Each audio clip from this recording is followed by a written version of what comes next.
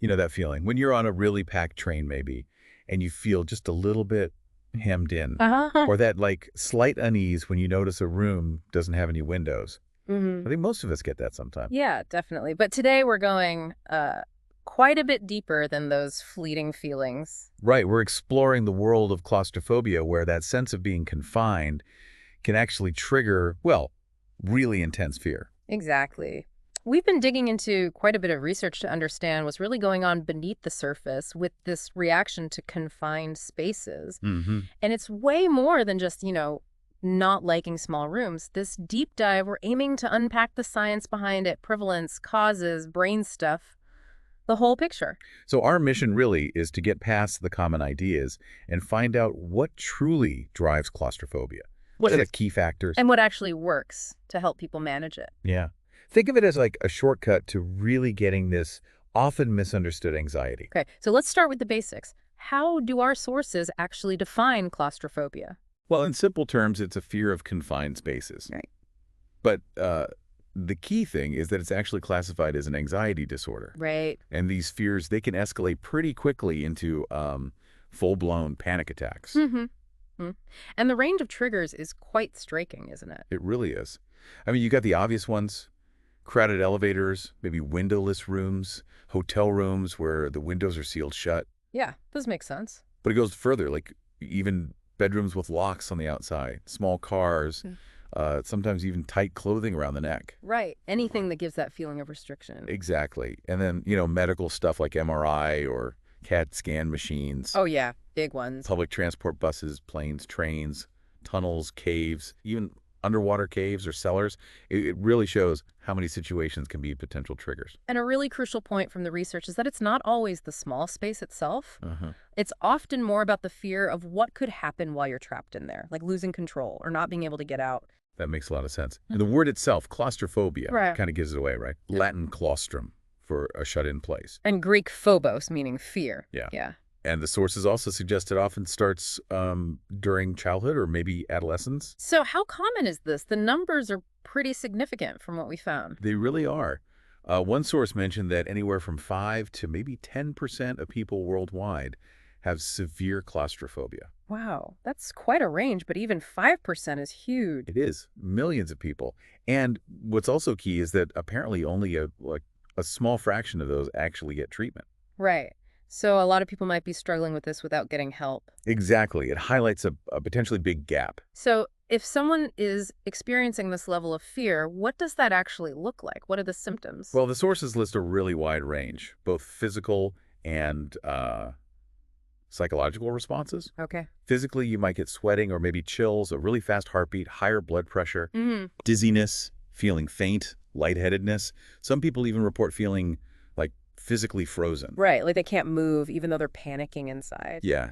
And other physical things too, like dry mouth, breathing really fast, hyperventilating, hot flashes, shaking, trembling. That butterflies feeling. Oh, yeah, definitely butterflies in the stomach, nausea, headaches too. And it can get even more intense. It seems so. Like Yeah. a choking sensation, chest tightness or pain, feeling like you can't breathe properly, Huh? even an urgent need to use the bathroom, and psychologically, feeling confused or disoriented, and just this intense fear of harm or illness, maybe even dying. Wow. That's a lot. It is. And the intensity really varies from person to person. And the sources point out something important about the nature of this fear, don't they? This sort of irrational aspect. Exactly. Like people with claustrophobia often know consciously that they aren't really in danger in, say, a small room, Right. They know the elevator isn't likely to crash. but they still feel this overwhelming fear. Mm. Sometimes it completely incapacitates them. Mm-hmm.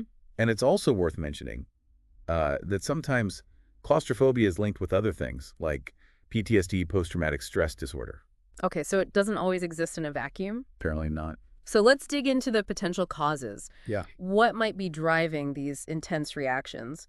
The research points towards the brain, specifically the amygdala. Yes, the amygdala. It's like this tiny but really powerful control center in the brain. It's absolutely crucial for fear conditioning. Fear conditioning, like how we learn to associate things with danger. Exactly. And triggering that fight or flight response. So how does the amygdala actually kick off that whole reaction. Oh, well, the sources explain that specific groups of cells in the amygdala, the ones linked to fear, they talk to each other, Okay. and then they send signals out to other brain areas that control, breathing rate, alertness, adrenaline release, blood pressure, heart rate. Basically all the physical panic symptoms. Right. And also our behavioral response to fear, which might even be freezing up. The whole cascade can sometimes lead to what's called an autonomic failure during a panic attack. And there was that interesting study by Fumi Hayano you mentioned. Oh, right.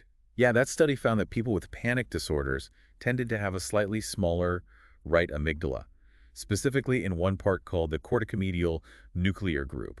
Smaller.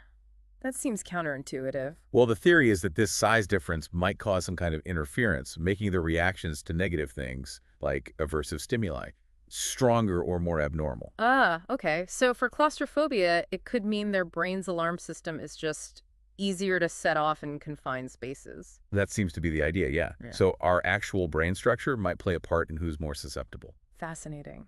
But it's not just about brain structure, right? Learning and past experiences seem huge, too. Oh, absolutely. Conditioning is a big factor. Our minds can basically learn to link confined spaces with danger. Often from bad experiences, maybe in childhood. Yeah, often childhood, though it can happen anytime. It could be something that happened repeatedly or even just one really scary event that sticks. And the sources gave some specific examples, didn't they? They did. Like imagine being a kid accidentally shut in a dark room, feeling totally helpless, Oh, gosh, or yeah. locked in a box or a closet, or even getting stuck somewhere, head between fence posts, crawling into a hole and getting stuck, being left alone in a car. Things will be really terrifying for a child. Definitely. And could potentially forge that link between confinement and fear. And one source, John A. Spirer, took the idea of past experiences even further back. Right. He suggested it might even link back to birth trauma. Birth trauma. How so? His idea was that the experience of, being squeezed during birth, the potential feeling of helplessness, might somehow contribute to developing claustrophobia later for some people. Huh. That's a really interesting thought. Quite speculative, perhaps, but interesting. It is. And then there's classical conditioning more generally. Like learning through association. Yeah. One source called these experiences information received. So we don't just learn from our own bad experiences. We can learn by watching others. Exactly. Vicarious conditioning. Seeing someone else, maybe a parent or a friend, have a really bad time in a confined space, like getting stuck or seeming like they can't breathe. Okay, that makes sense. You see someone panic in an elevator, you might start feeling anxious about elevators yourself. Precisely. Which then leads into this other really intriguing theory about prepared phobias. Ah, yes, the idea that maybe it's not all learned. Right. The suggestion here is that maybe humans are kind of pre-wired, maybe genetically, to fear certain things that were genuinely dangerous for our ancestors. Like things related to survival. Yeah. Think about being trapped or suffocating. Those were real threats in our evolutionary past. So it's like an echo of ancient dangers. Sort of. Rachman argued that common phobias, like fear of snakes or heights, often relate to these ancestral threats. And we pick up these fears really easily because of an inherited biological preparedness. And these prepared phobias have certain characteristics. They do. They tend to be acquired quickly, focus on specific threats, last a long time, relate to biologically significant dangers. And interestingly, you might even acquire them without consciously realizing it. Non-cognitive acquisition. Wow. So it could be partly instinctual, almost? Potentially, yeah. It's a compelling idea. And just quickly, there's a distinction to make with claustrophobia. Good point. They often get mixed up. But claustrophobia is more the fear of the small space itself. Whereas claustrophobia is specifically the fear of being trapped and unable to get out. Exactly. Related, but slightly different focuses. Okay, so moving on to diagnosis, how do professionals actually identify claustrophobia? It usually comes up when someone seeks help for anxiety. And there are specific criteria they look for. Yeah. Well, generally, an excessive, persistent fear of confined spaces, an immediate anxiety response when they encounter those spaces, and they either actively avoid those situations, or if they have to endure them, it's with really intense distress. Right. And there are other points, too. Yeah. For adults, they usually recognize their fear is out of proportion to the actual danger. The fear and avoidance have to significantly mess with their daily life, work, relationships, whatever. And it has to have been going on for usually 6 months or more. Okay. And they rule out other conditions first. Right. Make sure it's not better explained by something else. And there's specific tools they can use to help diagnose. Yes. Back in the late 70s, a scale was developed, basically a questionnaire about anxiety levels and avoidance related to confined spaces. Okay. And then Rockman and Taylor developed a questionnaire in the 90s, initially focused on suffocation fear, later expanded. These help quantify things. Gotcha. So once it's diagnosed, what about treatment? What helps? Several effective approaches. Cognitive therapy is a big one. Changing the thoughts. Exactly. Okay. Helping people spot and challenge those negative, unrealistic thoughts about confined spaces. Like instead of this elevator is a death trap, reframing it as, okay, this is a useful way to get upstairs.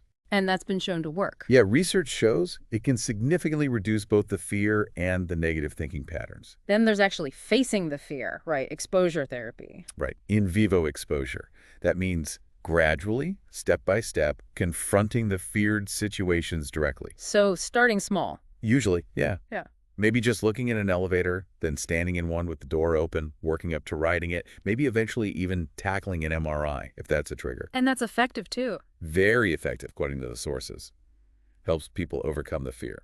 The sources also mention interoceptive exposure. What's that? Ah, that's slightly different. Instead of the external situation, it focuses on the internal physical sensations of anxiety. How does that work? You might do exercises in a safe setting to deliberately bring on those feelings, like getting slightly breathless or making your heart beat faster. Why would you do that? The idea is to learn that those sensations themselves aren't dangerous and that you can handle them without having a full panic attack.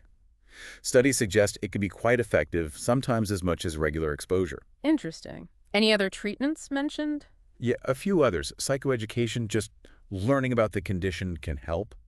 Counter-conditioning, which tries to replace the fear response with relaxation. Regressive hypnotherapy was mentioned, and breathing retraining exercises. And medication. Yes, sometimes things like antidepressants or beta blockers are used to help manage the symptoms, especially the physical ones like the racing heart. Okay. Now, you mentioned MRIs earlier as a trigger. That seems like a particularly challenging situation. Oh, absolutely. It's a huge issue. MRI machines mean lying still inside a really narrow tube, often for quite a while. Yeah. It can easily trigger intense feelings of being trapped, suffocation fears, massive anxiety for someone with claustrophobia. And the numbers on people refusing MRIs are quite high. They are. Sources estimate maybe 4 to 20% refuse scans because of it, and some research suggests it could be even higher, like up to 37%. Wow. And when you think an average scan is around 50 minutes, you can see why it's such a problem. Yeah, definitely. And there was that concerning study about people without prior claustrophobia having issues during MRIs. Right, this was really striking. They studied patients with no history of claustrophobia undergoing scans and found that the main anxiety they felt during the scan was actually linked to claustrophobic fear, according to a standard questionnaire. So even people who didn't think they had it felt that kind of anxiety. Exactly. Almost a quarter reported moderate anxiety. Some couldn't even finish the scan. Wow. But here's the kicker. When they followed up a month later, 30% said their feelings of claustrophobia had actually increased. Many said they'd never felt that way before the scan. So the MRI itself might have triggered or worsened it for some? It really suggests that possibility, which definitely highlights why screening beforehand could be valuable. Definitely. Okay, but on a more positive note, the research is looking at potential solutions like virtual reality. Yes. This is pretty cool. There was a case series using VR as a distraction during mock MRI scans. A distraction. Yeah. One patient used this immersive VR program called Snow World, like a 3D snowy landscape, and they managed to complete a 10-minute mock scan with low anxiety, felt more confident after. But another patient who just had music couldn't complete it. So the immersive VR seemed to really help. It suggests it could be a promising way to, temporarily manage the symptoms during procedures like MRIs. And there was another case using VR more like therapy. Yes. This patient had claustrophobia and also a fear of storms. Over 8 sessions, they used VR scenarios, like being in a house or an elevator. For exposure. Exactly. Gradual exposure of VR. And the results were good.